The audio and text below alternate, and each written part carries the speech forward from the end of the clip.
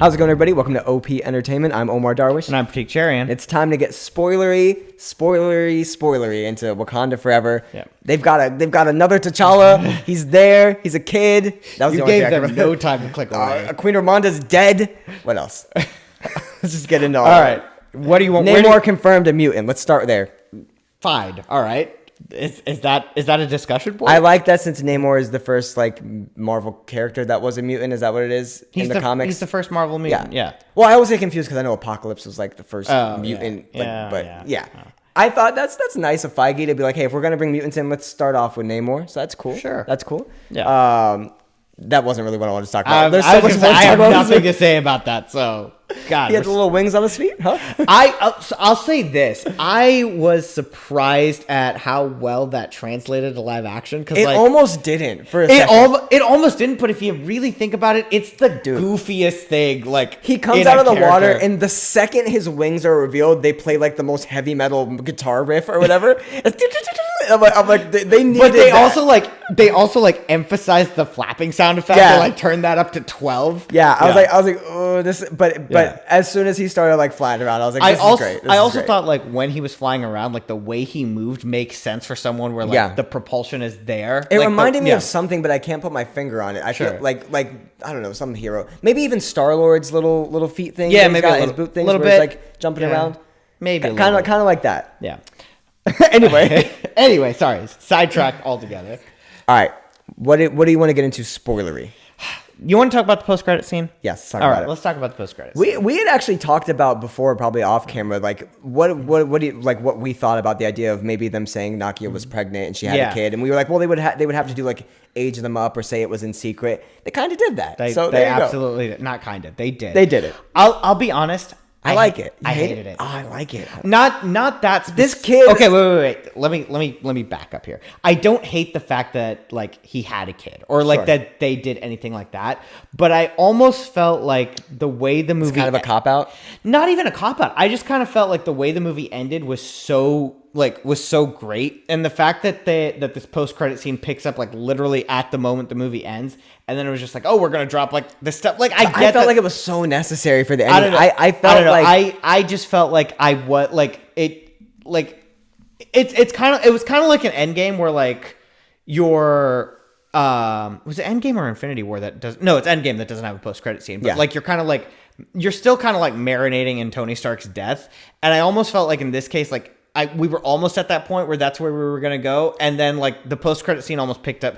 I think I would have liked give us a little sliver of hope, though. You know what? I think I would have liked it better if it was a true post credit and not the mid credit. Also, I don't know if it's just me, but this kid really captured Chadwick Boseman to me. I don't know what it was in his eyes, in his dimples, the joy in this kid's face. I was just I don't know. I'm glad that his legacy gets to continue at least. And I mean, I know not Chadwick's, but T'Challa, the character's legacy gets to continue. I'm now putting all my chips in that there's going to be a huge time jump between now and Secret Wars. And this kid's going to be at least 15 by then. I guarantee it. And that's going to be the new Black Panther. Either that or you have a way to bring in a version from another universe that right.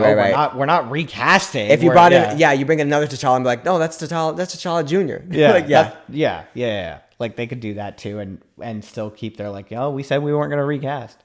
I don't know. I don't know how I feel about that, honestly, but I like that they're continuing the legacy. Yeah, and I said that I thought eventually it was important to continue the Black Panther legacy, but especially because even by the end of this movie, it doesn't seem like Shuri really wants to be Black Panther. She is Black Panther, and I'm okay with it, but she doesn't seem to really want it that bad, right? See, I think so much of this story was about her coming to terms with that we never got to see her fully.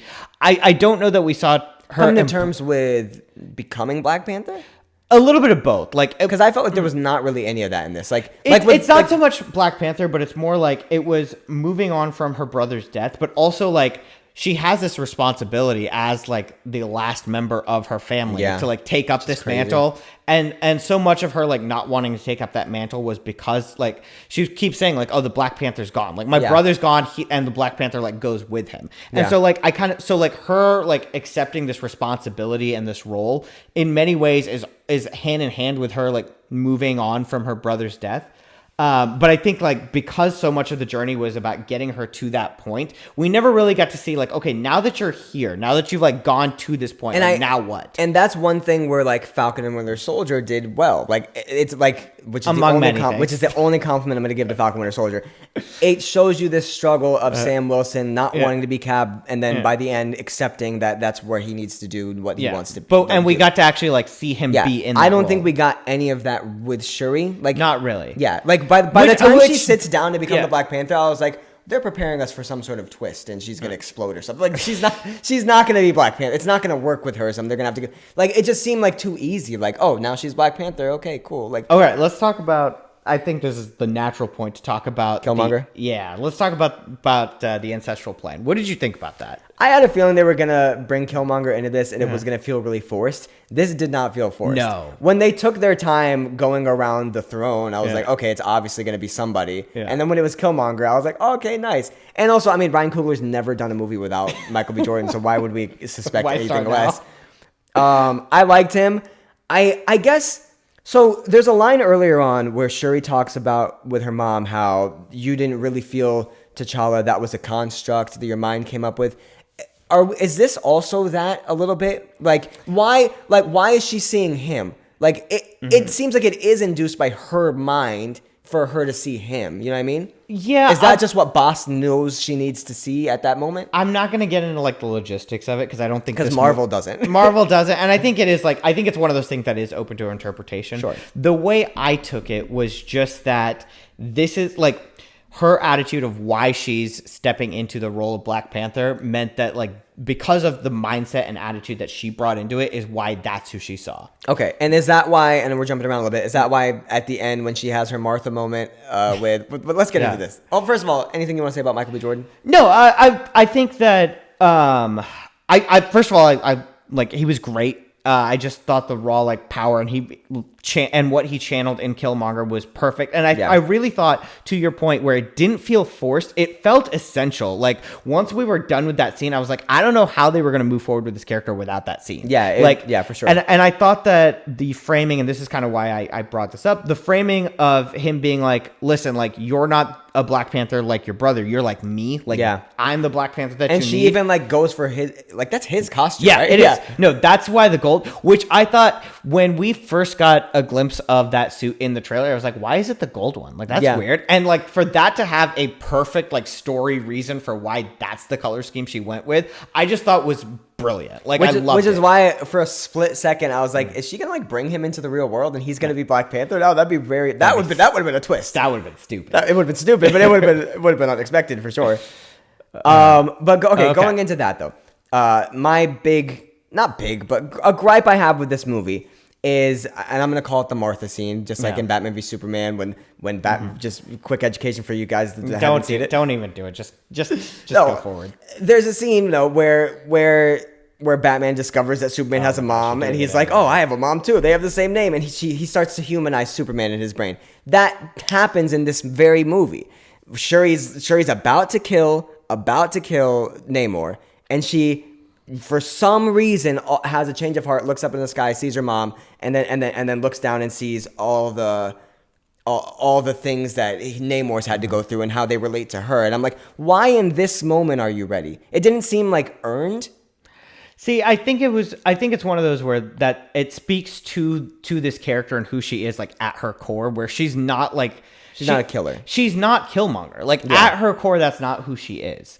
And I think that again, and I think that's why it was important earlier in the movie to actually have her visit. I can never get the name of Astral Plane? Ancestral Plane? No, not where Namor's from. Telecom. I keep wanting to call it Atlantis because that's what it is in the comics, and I have to stop myself from doing it. Which I do have something I want to talk about. But I think that's why it was important, and like the wonder and like how like she was happy, like she saw it and like she was impressed and she was happy, and I think like that's why it was important for her to see that, was because it made that scene like at the end when she's looking at him and she's seeing like the similarities and like how she could come to that point. And I also think when she's seeing what she had to go through, I think I interpreted that scene a little bit differently because I think she was seeing like the similarities between their nations as far as like, which is why like we see the scenes of like the kids playing and like contrasted with like Wakanda. Yeah, kids. for sure. And then the camera like moves to him, and then we get the flash of like his life and what he had to go through interspersed with her moments. I almost feel like what they were trying to show there was like, as much as she's seeing him and like, oh, like we're like our people are similar, he's seeing her as like in the same. I get that. But I guess why did it take? She's an inch away from killing him to that. Because was the I think trigger? when you're about to kill someone like that, that's the moment. And maybe that's just like an editing thing, but it didn't feel. I also think like that's what made it different from the like Martha sequence in Batman vs Superman. Is one, we do like these characters have a reason to understand each other. It's not like they don't know each other. They've had prior conversations. Yeah, and also like we as audience like sees it, but I think this is a good example of like showing and not telling, where we're seeing like what they're thinking, but they're not like telling us out loud in a way that sounds stupid. But when she's in Talokan with Namor and she's talking to him, she's already related to him enough. Like why like. Yeah, but she's letting her anger get in the way. Because he killed her mom. Yeah, like, that is a very good reason to let your anger get in the way. Which going into that, how did you feel about that? Just the fact that they killed Queen Ramonda. Were you expecting it?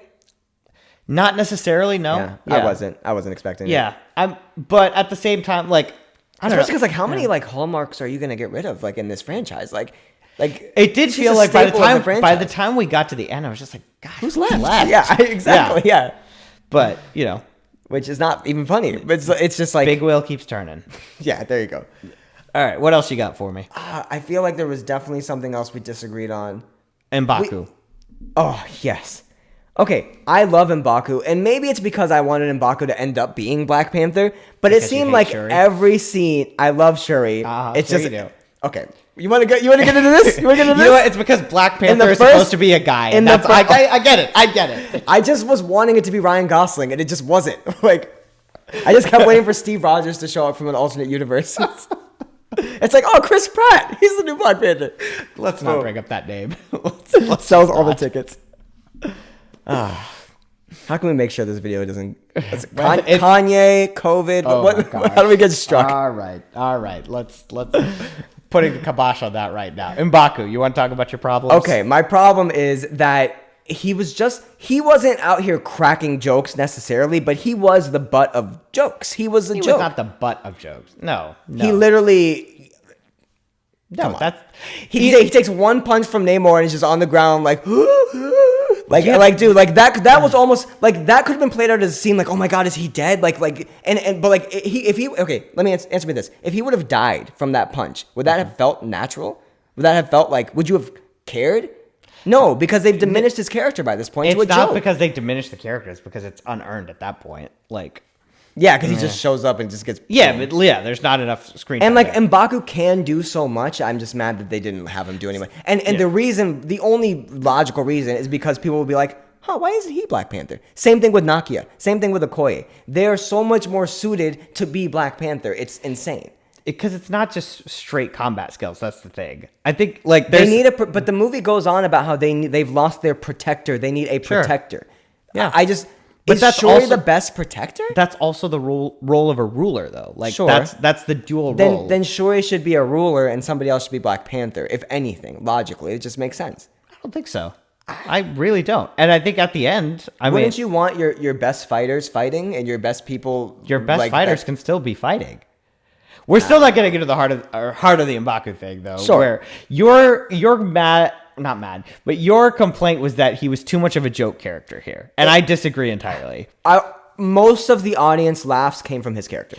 But you could say the same thing about Tony Stark in like Iron Man 1 and 2 and not 3 because that movie's a downer, but Iron Man 1 and 2. Just because you tell jokes or just because you say things that are funny doesn't make you a joke character. Right. There's a difference between Tony Stark and Drax. But there's also the difference between being Drax from Guardians 1 where it's circumstantial humor and there's Drax in Guardians 2 where he's just an idiot. And he's just a joke machine. Yeah, and he's not an idiot in this. He's a part of the council. M'Baku he has so many scenes where he's like being like, where he's almost like trying to fill that older brother role, and you don't have a joke character fill those scenes. Is it safe to say he was the comic relief in every scene he was in, for the most part? What I would say is he brought levity to the scenes, but that's different than his character being. I think that there's a thing about being a comic relief character that he doesn't fall into that archetype. It just doesn't. He brought levity, whereas he used to bring gravitas, and that's the difference. See, I think because of like that older brother role, and because of him being involved in the council, and he's still the leader of the Jabari, and we still get all of those scenes, I still think there's gravitas there. I think what it is it's him in it. It's more like versus in the first movie where he was almost like antagonistic towards the rest of Wakanda, and now he's not antagonistic. So like it makes sense that his character is more relaxed around them. What I saw was like him being more relaxed, not him losing any bit of that he's the gravitas. only one that's relaxed in these stressful times of a lot is going on right now. And why is he so chill about everything? Like, I mean, it is also like the mark of someone who's calm. He's one of the characters he might be the only character in this who is not letting his emotions get the best of him at various points in this movie. But there's a difference between that and like, does this guy have emotions at all? He does, because because he has scenes like where he is expressing emotion. I feel like there needed to be more with him specifically. I'll agree with you, because I thought he was really good in this. I thought Winston Duke was great. You don't think he was underused? I don't know about underused. I think that Winston Duke's performance was so good, I would not be mad about getting more of it. But there's a difference between wanting more and saying that a character should have had more. I felt like him and Nakia were kind of underused. I think Nakia was underused for sure. But she had about the same amount of screen time as him. That's what I'm saying. Only because she had like the one like solo mission scene. Sure. Like take that away. Like she doesn't show up into this movie till we're a good third of the way through, if not more. Right. Yeah. But I guess she had more impact on the story than M'Baku does. Like, he's literally you could have put any person leading their army. And it didn't have to be M'Baku. You know what I'm saying? And M'Baku has such a rich character that we've gotten from, like, just his little bits in Infinity War and Black Panther. Is it Infinity War? Yeah, Infinity War at the end. He had like one thing in Infinity War. But he maintained his character in Infinity War. When he shows up to support T'Challa, that was a big moment. Like, my heart got full in that moment. And this, every time he shows up, it's just a joke. Infinity War sequences. When you see how far they've come from the first Black Panther, where they hate each other, to this. To Infinity War, where they're fighting on each other's side to defend Wakanda, that was an important moment. And I feel like a lot of that happened in the first Black Panther movie, though. Sure, but I don't know. I guess he didn't slip on a banana peel while he was running in Wakanda in Infinity War, though. You know what I mean? He didn't do that here either. I know, but it's a metaphor. He's a joke. I'm gonna have to see it again. I disagree, but they definitely made it entirely. a joke. I just kept thinking back to Guardians 2 and what they did with Drax. I'm like, it's a slippery slope we're on with M'Baku now. No, because I think Ryan Coogler is so much better at handling character than the people who write Guardians 2. Yeah, sure. Let's just leave it there. Sure. Anything else you want to cover? Anything else you want to talk about? I think we got into pretty much everything. All right. Yeah, I'm good if you are. All right, we don't have to score it again. No, we don't. I'm gonna change it to a 5. we could just end it. All right, guys. Well, we'll see you next week. We've got a bunch of movie reviews coming up. There's a lot of things coming out, so we'll be back. We're getting into Oscar season, so we got the good stuff coming. See ya. See you guys.